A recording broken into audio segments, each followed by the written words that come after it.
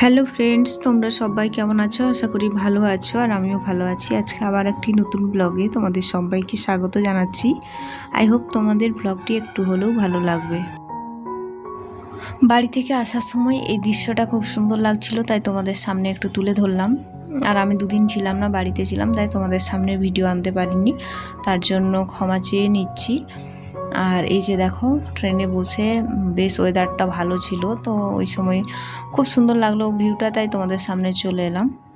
তো ওই ভিউটা যেহেতু আমি ভিডিওটা করে রেখেছিলাম, তাই তোমাদের সামনে ওটা তুলে ধরলাম। আর তারপরে হচ্ছে এটা পরের দিন সকাল থেকে আমি ব্লগটা শুরু করেছি। ওই দিন এসে রেস্ট নিয়েছিলাম, খুব ভালোভাবে শরীর টানছিল না যে ভিডিও করব।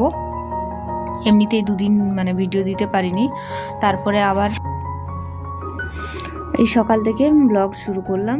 তো সকালে উঠে এই যে বাসনগুলো খুব সুন্দর করে ধুয়ে নিচ্ছি, আর ঘুম কিন্তু কাটছে না। অনেকটা জার্নি হয়েছে, ঘুম ঘুম লাগছে, যেহেতু সকালে স্কুল, তো তাই সেই ভোর 5:30 পৌনে 6টার দিক করে উঠতে হচ্ছে। ঘুমটা ঠিকঠাক হচ্ছে না।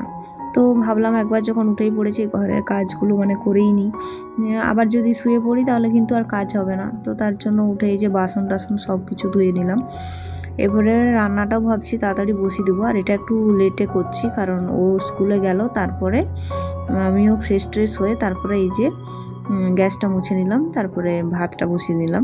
এখন ওই ঘড়ি কাটায় বাজে ওই সকাল 7:30 মতো। তো মাঝখানে একটু ব্রেক নিয়েছিলাম, একটু শরবত খেলাম আর একটু চা খেলাম, ব্যাস এইটুকু। তারপরে এই যে ভাতটা বসিয়ে দিলাম, জলটা গরম হতেই চালটা ছেড়ে দিলাম।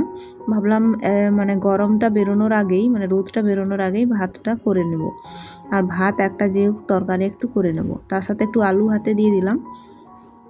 আর তারপরে কিন্তু ভাত হয়ে গেছে, ভাত আর আলু দিয়েছিলাম ভাতে। আলু ভাতে ভাত আমি একটু খেয়ে নিলাম, কারণ সকালবেলা এখন আর কিছু খেতে ইচ্ছা করছে না। তারপরে এই যে একটু করলা কেটে রেখেছিলাম, সেগুলো এখন ভেজে নেব, কারণ আমার হাজব্যান্ড হচ্ছে এই যে উচ্ছে ভাজা বা করলা ভাজা এগুলো খেতে পছন্দ করে। তো এটা এখন ভেজে নেব। তো এতটা আমি রান্না এগিয়ে রাখছি, তারপরে সেই স্কুল থেকে আসলে আবার কি রান্না হবে সেটা দেখা যাবে। তো যাই হোক, আজকে এতটুকুই তোমাদের সামনে দেখাতে পারলাম, রান্নার ভিডিও খুব একটা দেখাতে পারিনি। তো এদিকে এটা আমি ভাজতে দিয়েছি, আর ওইদিকে ঘরটা পুরো কি বলবো, জামা কাপড় এপাশে ওপাশে পড়ে আছে, আমারই জামা কাপড়। তো ভাবলাম ওইগুলোকে এখন খুব সুন্দর করে একটু ভাঁজ করে নিই। এই কাপড়গুলো যদি গোছানো না থাকে, ঘরটা কিন্তু এলোমেলো হয়ে যায় বেশি। তো তার জন্য কালকে যত জামা কাপড় আমার পরা ছিল এমনি নিয়ে গেছিলাম, সব কিছু ভালো করে ভাঁজ করে রেখে দিচ্ছি। আর আজকে আমি খুব বড় ভিডিও করতে পারিনি, সকাল থেকে জাস্ট এইটুকু ভিডিওই করতে পেরেছি। তো ওইটাই তোমাদের সামনে তুলে ধরলাম। যদি ভালো লাগে অবশ্যই ভিডিওতে একটা লাইক করে দিও। আর যারা নতুন বন্ধু আছো দেখছো, তোমাদের যদি কোনো ভিডিওর কোনো অংশ এতটুকু ভালো লাগে অবশ্যই কমেন্টে জানিও। তো বন্ধুরা, আজকে আমি ব্লগটা এত দূর পর্যন্তই রাখলাম। দেখা হবে তোমাদের সাথে অন্যদিন আবার অন্য কোনো ব্লগে।